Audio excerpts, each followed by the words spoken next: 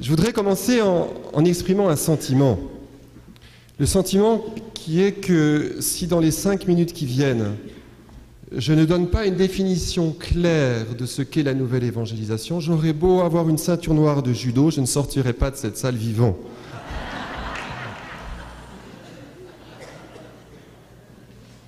Il me semble, nous allons avoir l'occasion de le voir, que nous pourrions définir, au regard du magistère, au regard de la théologie développée en Amérique latine, mais aussi donc sous le pontificat de Jean-Paul II, de Benoît XVI, de Paul VI, que nous pourrions définir la nouvelle évangélisation comme un surcroît de vitalité de l'Église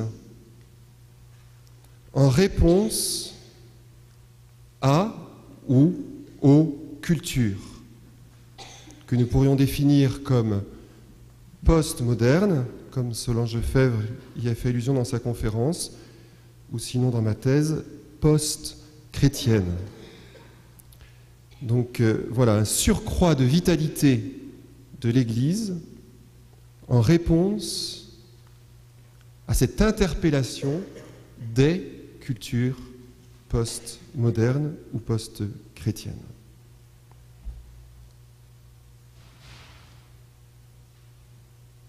Sabrina vous a dit en fait que la conférence reprendrait l'évolution du concept, un aspect d'historicité. Je voudrais préciser que la conférence a pour objectif, plus encore, de faire émerger ou de mettre à jour 5 concepts de nouvelle évangélisation et d'en voir l'application, si possible, au niveau pastoral. Donc nous allons néanmoins, pour voir que ces 5 modèles ne sont pas ex nihilo, qu'ils ne sont pas nés dans un nuage, mais qu'ils s'enracinent dans des textes, nous allons survoler l'aspect historique. Ne vous inquiétez pas, il y a beaucoup de documents qui vont être cités, vous n'êtes pas obligé de les prendre en note, vous aurez accès aux différentes conférences, et nous allons mettre l'emphase sur les 5 modèles dans le lien aux applications pastorales possibles.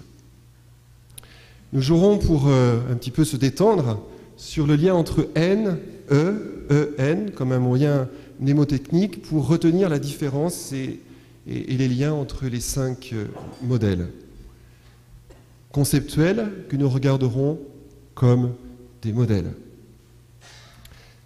La problématique, d'où vient-elle? Prioritairement, c'est celle qui m'a amené à faire une thèse sur ce sujet. C'est l'utilisation abusive du terme. Vous le savez autant que moi, sinon plus. On parle beaucoup de nouvelle évangélisation. On justifie beaucoup d'actions, de méthodes pastorales à travers la nouvelle évangélisation, mais véritablement, qu'est-ce qu'il y a dans cette petite boîte? Il me semble qu'il y a une véritable, à ce jour en tout cas, que ce soit ici en Europe, que ce soit en Amérique latine, que ce soit, j'ose le dire, je pense aussi à Rome, une véritable carence théologique quant à ce contenu éventuel de la nouvelle évangélisation. Il me semble important d'y réfléchir dès maintenant parce que je sens, que ce soit en Europe ou ici, que déjà le centre d'inertie de la réflexion passe de la nouvelle évangélisation à l'année de la foi. Nous parlons déjà plus de l'année de la foi et nous oublions peut-être qu'il y a un lien systémique avec la nouvelle évangélisation dont on parle déjà peut-être moins et peut-être parce que le concept dérange. Alors, quel modèle ?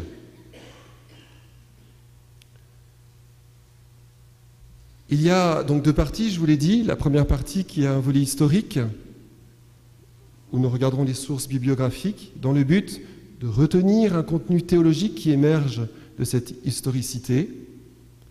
Il y a un volet conceptuel qui est le cœur de l'exposé, qui lui reprend donc 5 modèles, dont certains, j'attire votre attention, s'opposent éventuellement, alors que d'autres, j'attire votre attention, se complètent. Et ce sera la question de conclusion de cet exposé. Le volet historique, le voilà la première fois au monde où nous avons entendu l'expression nouvelle évangélisation, c'est en Amérique latine, exactement à Medellín, en Colombie, dans cette organisation du CELAM des évêques d'Amérique latine, qui réfléchissent sur l'avenir de leur Église. Par après, en 1974, donc assez rapidement, il y a eu ce synode sur le thème non pas de la nouvelle évangélisation. Vous avez vu qu'hier soir, Monseigneur avait du mal à faire une distinction formelle entre l'évangélisation et la nouvelle évangélisation. Là, ce synode parlait d'évangélisation et ça a donné lieu à un texte qui me semble central jusqu'à maintenant, peut-être pour le mettre en parallèle avec la nouvelle évangélisation.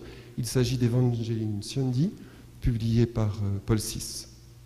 En 1979, il y a, nous parlions du CELAM, la 3e conférence du CELAM à Puebla. Cette conférence est centrale parce qu'elle reprend le contenu théologique d'Evangelium Sciandi pour, et c'est la première fois dans l'Église, proposer un concept non plus d'évangélisation, mais de nouvelle évangélisation qui est organique, qui est intégrale. Ça suscitera probablement des questions.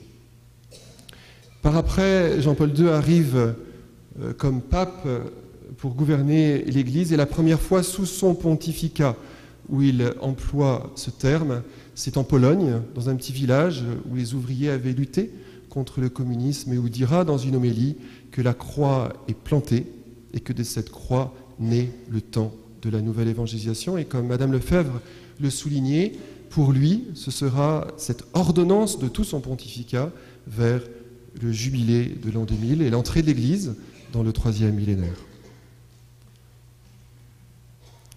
Le discours de Jean-Paul II à Port-au-Prince est central. Pourquoi est-il central? Parce que nous le verrons rapidement, ce discours va chercher le contenu théologique de la 3e conférence du CELAM, qui est celle de Puebla. Et Jean-Paul II dira, dans ce discours, qu'il ne faut rien laisser de côté pour comprendre la nouvelle évangélisation de ce discours de Puebla, donc d'Amérique latine. Il y a été fait allusion à différentes reprises, l'exhortation qui met au cœur de l'Église les laïcs et qui pose la question des ministères. Paul VI l'avait fait lui-même auparavant. Ensuite, il y a cette 4e conférence à Saint-Domingue qui, pour des raisons méthodologiques, se détache des 5 autres. On ne rentrera pas dans les détails.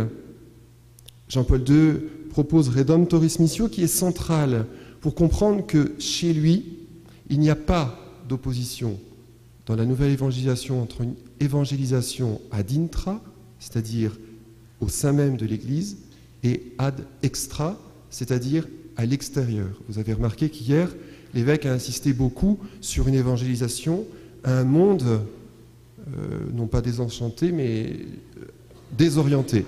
Désenchanté, c'est un autre auteur. Voilà. Mais c'est presque similaire. Donc Jean-Paul II, dans Redemptoris Missio, ne fait pas cela.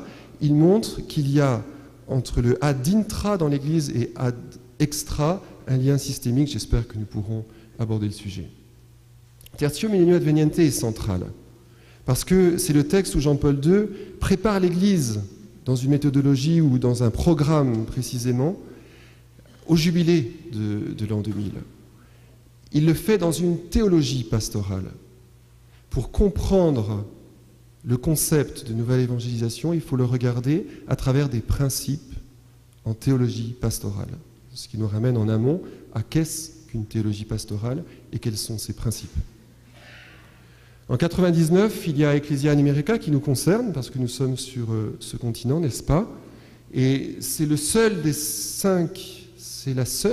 5 exhortations qui portera spécifiquement sur la nouvelle évangélisation.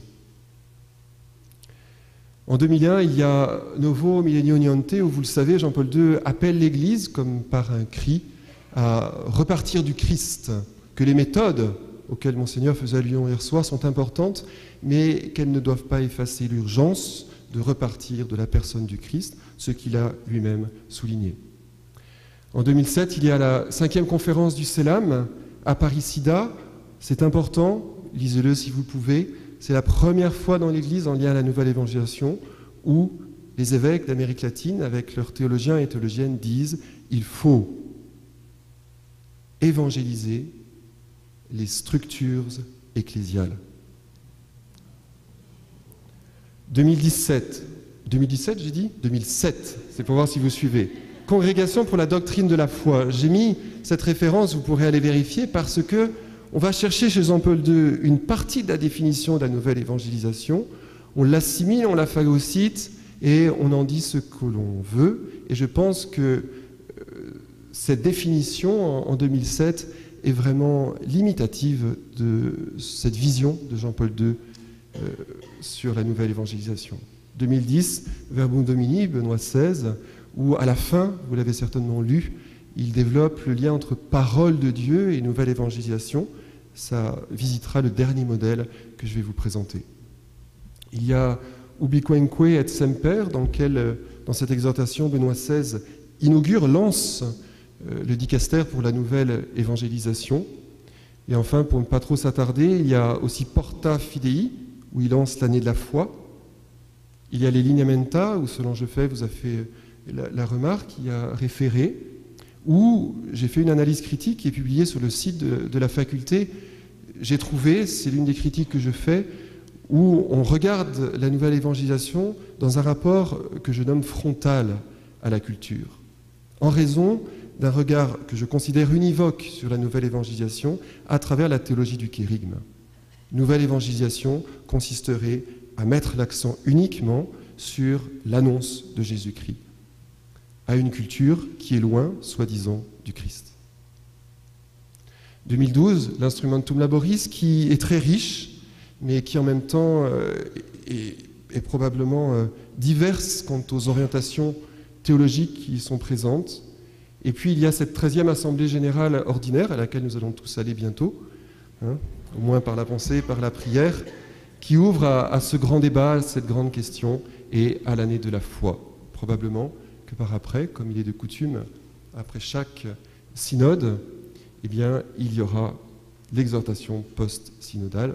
Nous verrons son contenu. Je ne serai pas prophète. Alors, nouvelle évangélisation, les sources. Paul VI, c'est l'âme. Jean-Paul II, des théologiens ici présents, mais j'ai aussi à l'esprit Jacques Grandmaison, qui a travaillé sur la réévangélisation ou la seconde évangélisation, et puis bien entendu Benoît XVI. Voilà ce qui va nourrir brièvement, trop brièvement, les 5 modèles que je vous présente maintenant. La structure de présentation de chacun des modèles est la suivante. Il y a 2 facteurs, à mon avis, qui déterminent ce qu'est la nouvelle évangélisation. Je ne vous dis pas lesquels, parce que sinon, il n'y a plus de surprise. Je vous l'ai dit tout à l'heure. Nous regarderons ensuite les lieux d'impact de ces modèles de nouvelle évangélisation. Il y en aura 2, je vous l'ai dit dans un instant. Il y a ensuite chacun des modèles que je vais vous présenter, les références qui appuient ces modèles, soit en contradiction ou soit positivement. Il y a la justification qui est en fait l'explicitation de chacun de ces modèles jusque dans leurs conséquences pastorales. Le modèle conceptuel 1 est le suivant. On met l'accent sur nouvelle. À 20 nouveaux Outre-Neuve pour défendre ce modèle, à Beaujolais nouveau, puisque je suis français, nouvelle évangélisation. Faire du neuf. 2 facteurs déterminants, les voici enfin. Le premier, vous l'avez probablement deviné, il s'agit en effet de la culture, nous pourrions dire des cultures. Et la deuxième sur laquelle je me permettrai d'insister, bien que la première soit capitale, c'est le ad intra. Vous avez compris, j'ai dit en introduction, ad intra, c'est-à-dire la vie interne de l'Église. Je considère dans mes recherches depuis plusieurs années que la vraie problématique ou le véritable défi de la nouvelle évangélisation, c'est pas ad extra prioritairement, mais c'est, comme on dit au Québec, en dedans que ça se passe. C'est à l'intérieur, autrement dit ad intra, dans nos églises, dans nos paroisses, dans nos structures. L'impact que nous le regarderons au niveau donc justement des structures ecclésiales et nous le regarderons au niveau des ministères. Je vous le dis tout de suite, j'ai essayé de prendre quelques exemples concrets, j'ai conscience, c'est impossible en 30 minutes ou 35 minutes, que ces exemples soient exhaustifs des ministères possibles. Mais, comme il a été dit précédemment, je souhaite ouvrir le débat théologique avec vous. Voilà. Le modèle, pour faciliter, pour nous aider à le retenir, c'est A-M-E. Il est justifié par une référence qui a été mal comprise, mais qui, de la même manière qu'on ne fait que de reprendre l'expression nouvelle évangélisation, nous reprenons à longueur de temps cette expression. Une nouvelle évangélisation, nouvelle dans son ardeur, dans ses méthodes, dans son expression. Il s'agit de l'exhortation in America, celle que je vous ai présentée tout à l'heure en 99. La justification de ce modèle, qui je vous le rappelle, consiste à faire du nouveau, puisqu'il y a urgence, et la culture nous le rappelle, urgence ad intra, dans nos paroisses, dans notre Église. La justification est la suivante. Il s'agit de renouveler notre générosité. Ardeur serait synonyme alors de générosité. La deuxième, Monseigneur hier soir a parlé beaucoup de méthodes. Il faudrait inventer, puisqu'il y a urgence, il faudrait inventer beaucoup de nouveaux programmes. Et enfin, l'expression serait comprise alors comme l'urgence de donner à une Église qui peut-être est en crise une nouvelle image, une attitude pastorale que nous pourrions qualifier un peu de cosmétique, d'extérieur. Ce premier modèle, en fait, vous l'avez compris, est un modèle qui ne s'enracine pas dans une prise en compte du contenu théologique du Concile Vatican II. On pourrait parler à la limite, puisque ce contenu est considéré comme dépassé, de l'urgence de faire un Concile Vatican III. Faisons du neuf, regardons uniquement devant. Les conséquences pastorales, nous allons les regarder au niveau des structures et au niveau des ministères. Je m'appuierai sur l'évêque de Poitiers, c'est le diocèse dont je suis origine et donc qui a été remplacé il y a maintenant plus d'un an et qui a eu cette audace de vouloir faire du nouveau avec du nouveau. Dans son ouvrage « Visage », un nouveau visage d'Église, publié à Bayard, voilà exactement ce qu'il dit à la page 56. Autant le système paroissial place le prêtre au centre, les laïcs tournant autour de lui, autant avec les communautés locales, ce qu'il a essayé de mettre en place dans le diocèse, c'est le prêtre qui maintenant tourne. Alors, chers amis, valsons. Voilà. Donc c'est important, c'est la raison pour laquelle j'ai entouré système.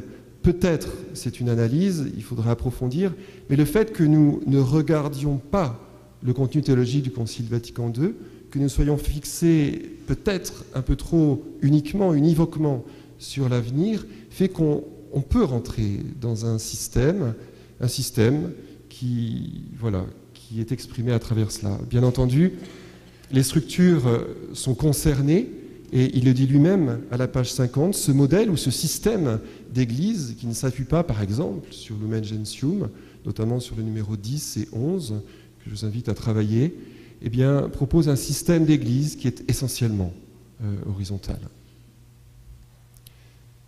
Le modèle conceptuel 2, si vous me permettez, ça va? On peut continuer? Est-ce qu'il faut une pause? Non? Alors, là, le modèle conceptuel 2, il s'agit de faire en refaisant. Je ne l'ai pas marqué dans mon PowerPoint, mais j'avais à l'esprit, quand j'ai fait ce second modèle, vous savez ce que j'appelle le syndrome de photocopie.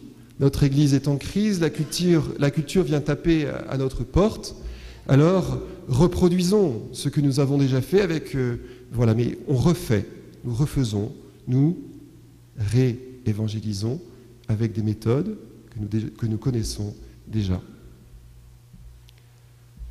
Les deux facteurs déterminants sont les mêmes.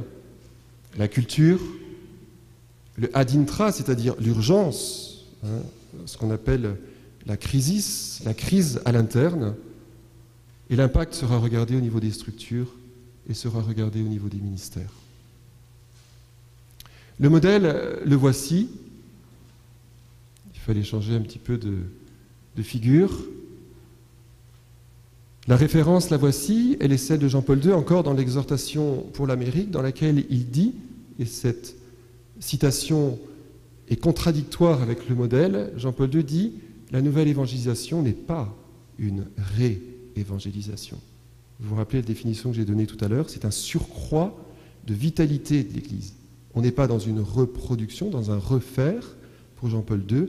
Donc là, il met en garde contre une attitude où nous faisons la photocopie, nous réévangélisons. La justification, la voici. Que peut être ce cas? Eh bien, c'est le kérygme. Nous avons annoncé le kérygme. Saint Paul a annoncé le kérygme. Les évangiles nous montrent que le kérygme a été annoncé.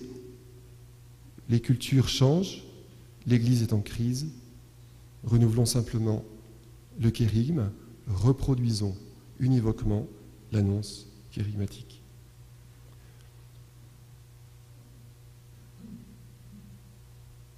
Le vivre. Nous avons essayé de vivre en Église. Nous avons écrit des textes pour exhorter à vivre en Église. Nous avons du mal. Eh bien, prêchons à temps et à contre-temps pour revivre ensemble, rien de nouveau, avec les mêmes ministères.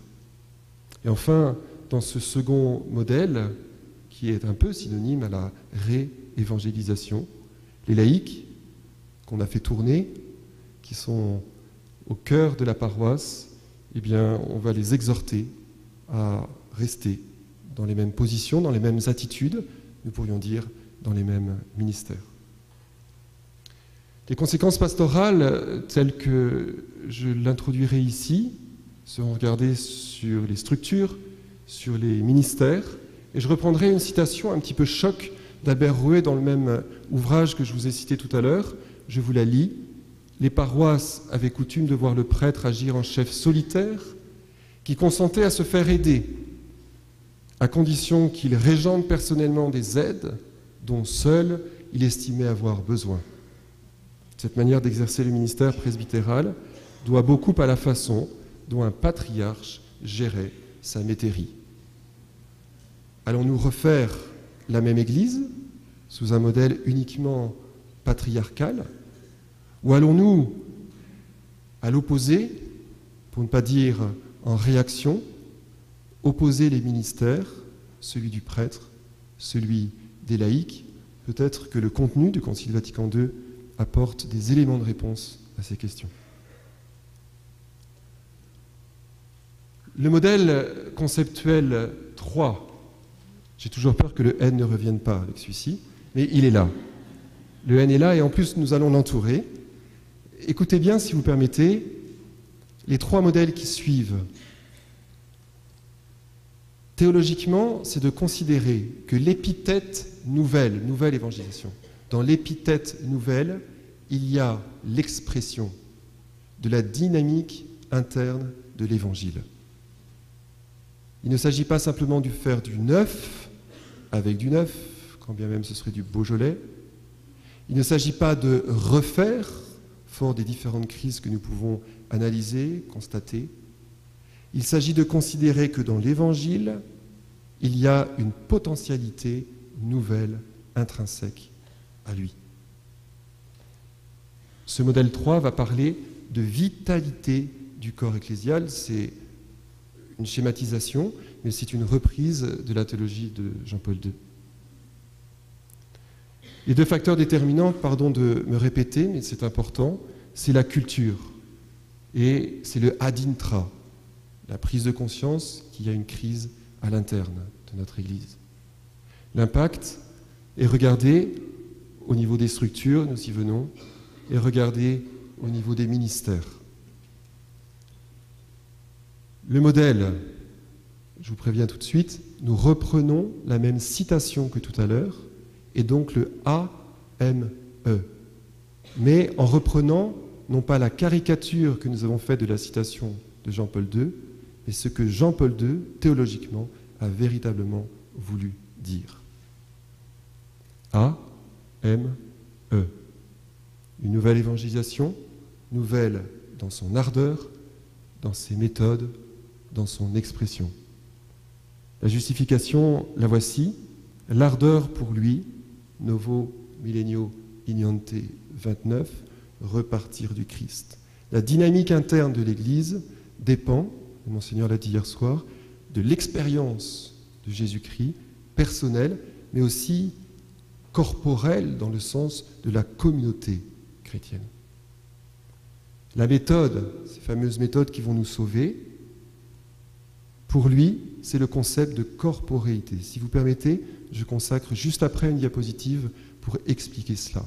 Mais on comprend déjà que la corporéité, c'est la communauté, c'est faire corps ensemble. L'expression, pour lui, c'est le concept d'attitudes ecclésiales et le concept de dialogue vauchtilien. Nous y venons juste après. Wojtyła étant le pape avant qu'il ait été élu. Donc, quel est ce concept de corporéité ? Ce concept de corporéité, il est développé dans son discours, j'y ai fait allusion tout à l'heure, à Port-au-Prince en 1983. La référence de Jean-Paul II, c'est le contenu théologique de la 3e conférence du CELAM à Puebla. On peut saluer notre Église d'Amérique latine. Et quelle est-elle ? C'est la théologie du laïcat. Christi, Fideles, Laici. Les conséquences pastorales, nous allons nous y arrêter au niveau des structures et au niveau des ministères. Par rapport aux attitudes, qu'est-ce que cela veut dire chez Jean-Paul II ? Ce n'est pas premièrement les attitudes personnelles, c'est les attitudes de l'Église corps. Je ferai allusion à Jean Vanier, que vous connaissez bien mieux que moi. Jean Vanier disait qu'on reconnaissait l'authenticité d'une communauté chrétienne à son humanité. Moi, quand je suis arrivé ici, et puis que je commençais à serrer les mains aux gens pendant la messe, certains ont dit qu'est-ce qu'il fait ce prêtre français au milieu ? Il fallait que la messe soit un peu plus courte. Mais dans une paroisse, on peut, à la lumière de ce concept de corporéité, on peut réfléchir aux attitudes. Est-ce que nous sommes corps ensemble et est-ce que notre humanité manifeste cette corporéité ? C'est ce que Jean-Paul II travaille à travers tout un arc-en-ciel d'attitudes sur lesquelles nous n'avons pas le temps de nous arrêter malheureusement.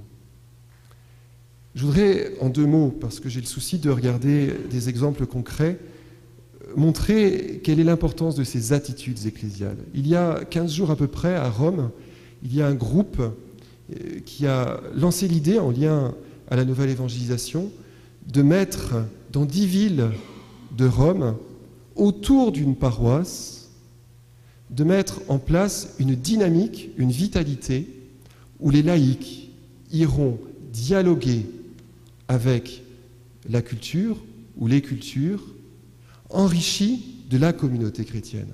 Autrement dit, ils vivent ensemble quelque chose, ils découvrent entre eux les talents humains qu'ils ont, les charismes qu'ils ont, et je souligne cela parce que je considère qu'on n'a pas découvert au niveau théologique peut-être 9/10 des charismes qui habitent la grâce baptismale, donc autrement dit les laïcs, et ces talents humains comme ces charismes, vécus, découverts dans cette communauté chrétienne, ils vont les partager dans la ville dans laquelle se vit ce projet. Ils le font dans 10 villes d'Italie, dont celle de Rome, avec la thématique des 10 commandements. C'est une idée. Et ça montre, si vous voulez, que la corporéité ecclésiale peut mettre en avant la richesse baptismale de chacun et nous envoyer pour dialoguer avec ce monde enrichi de nos attitudes, enrichi de notre vie. Alors de fait, ce dialogue à l'extérieur, ce dialogue avec le monde, ce dialogue avec l'autre, chez Jean-Paul II, c'est le dialogue vaugetilien. Il y a, et l'allusion a été faite hier, pour ce dialogue, il y a eu cette expérience du parvis des gentils. Je n'aime pas l'expression parce que ça montrerait qu'il y a les gentils et pas les gentils, ou je ne sais pas trop quoi, mais on comprend l'origine en même temps. Mais le parvis des gentils, quel est-il? Ou plutôt, quel est le projet, pardon? C'est le projet d'aller dialoguer, j'ai bien aimé tout à l'heure l'expression ou l'idée du débat théologique, qu'en Église, nous nous décomplexions en disant « ouais, j'ai pas de formation » ou « oui » ou je sais pas trop quoi, et que nous discutions, qu'il y ait un véritable dialogue entre nous, certes, un véritable dialogue, mais aussi avec des philosophes, avec des anthropologues, avec des gens de la culture, de la politique, pour s'enrichir mutuellement. Les structures, c'est celle de l'oikos. L'oikos en grec, c'est la famille. Vous comprenez que ce concept de corporéité ne peut pas se développer, en tout cas à mon avis, si les structures ecclésiales ne sont pas à taille humaine. Avant de venir ce matin, je me disais, mais comment je vais pouvoir illustrer cela? Et puis, je suis un peu fatigué quand même, parce qu'il y a eu la soutenance de thèse il y a 2 jours, et je me suis levé de mon lit, et j'avais mal au bas du dos. Et je me suis dit, c'est génial, ma colonne vertébrale me permet quand même de me lever. C'est la structure de mon corps. On ne la voit pas, cette colonne vertébrale, on voit mon corps. Eh bien, je pense que la nouvelle évangélisation demande que nos structures soient des colonnes vertébrales, mais qui donnent la vie, qui portent la vie, comme il est dit dans le document d'Aparicida, évangéliser à nouveau les structures ecclésiales. Si les structures pour sauver les bâtiments prennent trop de place, comment peut-on donner vie à nos paroisses? Comment peut-on établir la corporéité de nos paroisses? Je voudrais, à ce sujet-là, sans m'attarder, vous donner l'exemple des fraternités monastiques de Jérusalem, pour 2 raisons. Mon vécu, mais aussi l'histoire. Vous savez très bien que Cluny, au Moyen-Âge, était le lieu où ces Saint-Hugues de Cluny mettaient dans toute l'Europe ces monastères. Certains plus grands que les autres, on pense à Vézelay, on pense à ce mur embryonné et tant d'autres, à Paray-le-Monial. Et qu'est-ce qui se passait? Les chrétiens venaient vers ces petites structures où ils se vivaient l'oikos. Mon expérience personnelle, c'est celle, je suis aumônier dans différents lieux dans le diocèse de Montréal, 2 au moins, et certains de mes bénévoles me disent « mais où est-ce qu'on peut aller à la messe le dimanche ?» Et il m'est arrivé fréquemment, et récemment encore, de leur dire « allez au plateau Mont-Royal à ces fraternités monastiques. » Vous savez ce qui se passe? J'arrête de le faire parce qu'ils ne reviennent plus. C'est pas parce qu'ils sont meilleurs que nous, mais il y a une belle liturgie. Il y a des gens qui prient. Et il y a cette corporéité.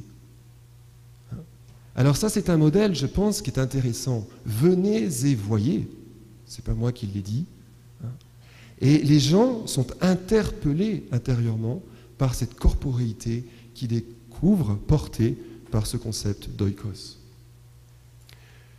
Le modèle conceptuel 4 insiste lui aussi, je vous l'ai dit tout à l'heure, sur la nouvelle évangélisation comme cette potentialité au cœur même de l'évangile. C'est la vitalité sociale. On n'oppose pas ici le modèle, celui-ci avec le précédent ou le suivant, mais on met l'accent sur la vitalité sociale. Ce qui va éclairer, plutôt on va le regarder au niveau, plutôt les 2 facteurs déterminants, c'est la culture, c'est le ad intra, et l'impact sera regardé au niveau des structures et au niveau des ministères. Donc ce modèle-ci, c'est le voir, c'est le juger, c'est le agir. Aparicida, dont je vous ai parlé, dit « La mondialisation fait apparaître en nos peuples des nouveaux visages de pauvres. De façon particulière, nous pointons notre regard sur les visages des nouveaux exclus. Nouvelle évangélisation, parce que la culture nous interpelle et qu'elle est empreinte de pauvreté, revitalisation de l'Église qui se concentre prioritairement sur cette dimension sociale. La justification, le voir, situation sociale qui se dégrade, le juger, engagement du Christ pour les pauvres, et l'agir, priorité donnée aux œuvres sociales. Les conséquences pastorales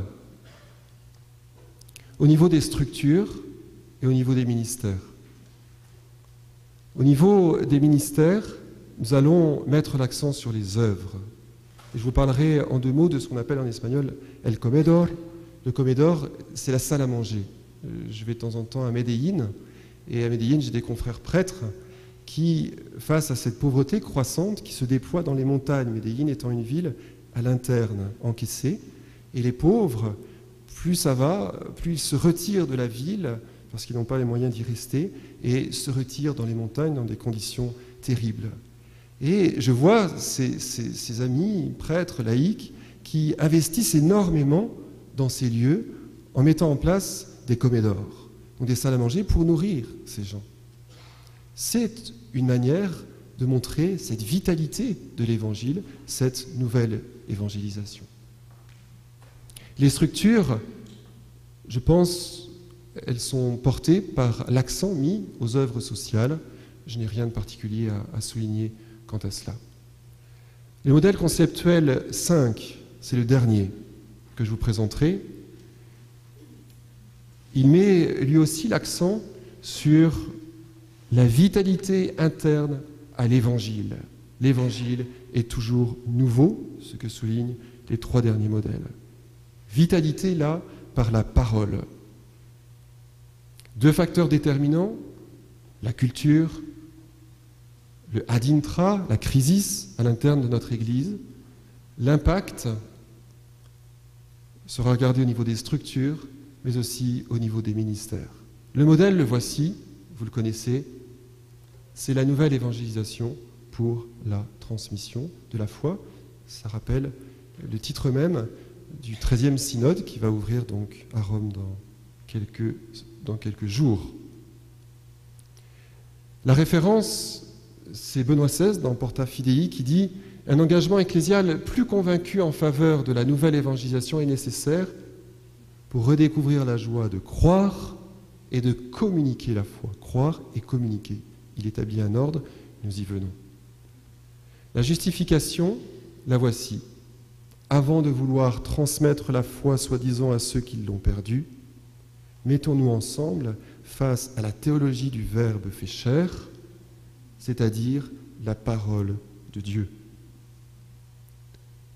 Prise en compte pour Benoît XVI dans Porta Fidei des préambules de la foi. Le préambule de la foi, c'est tout ce que l'intelligence humaine peut dire de Dieu en dehors de la foi. C'est pour éviter la foi du charbonnier. Tais-toi, ne dis rien, mais crois. Non.